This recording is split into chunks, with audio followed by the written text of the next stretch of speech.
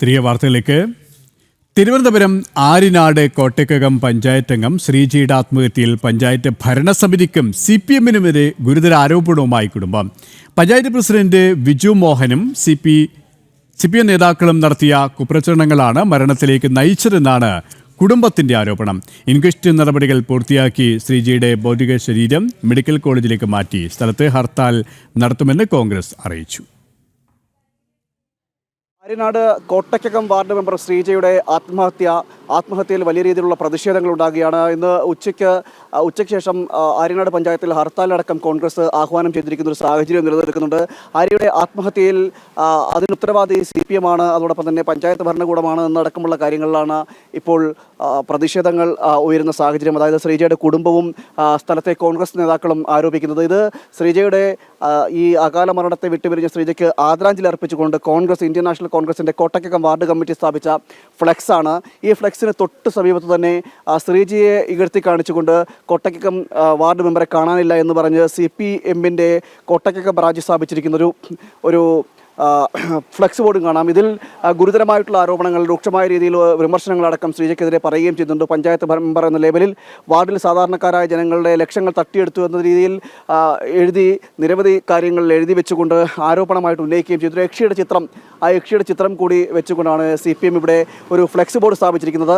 ശ്രീജ മരണമടഞ്ഞെന്ന് മണിക്കൂറുകൾ പിന്നിടുമ്പോഴും ആ ഒരു ഫ്ലെക്സ് ബോർഡ് എടുത്ത് മാറ്റുവാൻ പോലും CPM ഇതുവരെ കഴിഞ്ഞിട്ടില്ല. CPM ഭരണകൂടത്തിനോ അല്ലെങ്കിൽ പഞ്ചായത്ത് അധികൃതർക്കോ കഴിഞ്ഞില്ല. അപ്പോൾ നമുക്ക് മനസ്സിലാക്കാം എത്രത്തോളം വൈരാഗ്യ ബുദ്ധിയോട് കൂടിയാണ് ഇവർ ഈ ശ്രീജയ്ക്കെതിരെ പെരുമാറിയതെന്ന് മനസ്സിലാക്കേണ്ടിയിരിക്കുന്നു. CPM-ന്റെ വൈരാഗ്യ ബുദ്ധി എത്രത്തോളം ഉണ്ടെന്നടക്കം മനസ്സിലാക്കേണ്ടിയിരിക്കുന്നു. ശ്രീജയുടെ ഭൗതിക ശരീരം ഇപ്പോൾ ആര്യനാട് കമ്മ്യൂണിറ്റി ഹെൽത്ത് സെൻ്ററിൽ ഇൻക്വസ്റ്റ് നടപടികൾ പൂർത്തിയാക്കിയിരുന്നു. അതിനുശേഷം തിരുവനന്തപുരം മെഡിക്കൽ കോളേജിലേക്ക് കൊണ്ടുപോയി അവിടെ പോസ്റ്റ്മോർട്ടം അടക്കം അതിനുശേഷമായിരിക്കും വീണ്ടും വീട്ടിലേക്ക് കൊണ്ടുവരിക. നാളെയാണ് ഭൗതിക ശരീരത്തിൻ്റെ സംസ്കാരം അടക്കമുള്ള കാര്യങ്ങൾ നടക്കുക എന്നാണ് അറിയാൻ കഴിയുന്നത്. വലിയ രീതിയിലുള്ള പ്രതിഷേധങ്ങളാണ് സ്ഥലത്തെ കോൺഗ്രസ് നേതാക്കൾ ഉന്നയിക്കുന്നത്. ശ്രീജയുടെ കുടുംബമടക്കം CPM-നെതിരെയും അതോടൊപ്പം തന്നെ പഞ്ചായത്ത് പ്രസിഡന്റ് അടക്കമുള്ളവർക്കെതിരെയും ഉന്നയിക്കുന്നുണ്ട്. കാരണം നിരന്തരമായിട്ടുള്ള പഞ്ചായത്ത് പ്രസിഡന്റിന് അടക്കമുള്ളവരുടെ ആരോപണങ്ങളാണ്, അല്ലെങ്കിൽ ഇത്തരത്തിൽ ശ്രീജിയെ അപകീർത്തിപ്പെടുത്തുന്ന തരത്തിലുള്ള പെരുമാറ്റങ്ങളും ഇത്തരമുള്ള പോസ്റ്ററുകളും ഫ്ലെക്സുകളും പതിച്ചതാണ് ശ്രീജ ആത്മഹത്യ ചെയ്യാൻ കാരണമെന്നാണ് ഇപ്പോൾ CPM നേതാക്കളും അടക്കം ആരോപിക്കുകയും ചെയ്യുന്നത്. ഈ വിഷയത്തിലാണ് ഇപ്പോൾ പ്രതിഷേധവും ഉച്ചയ്ക്ക് ശേഷം ഹർത്താലടക്കം ആചരിക്കുന്ന നിലയിലേക്കൊക്കെ എത്തുന്നത്. ഈ സമാനമായ ഫ്ലെക്സ് ബോർഡിന് സമാനമായ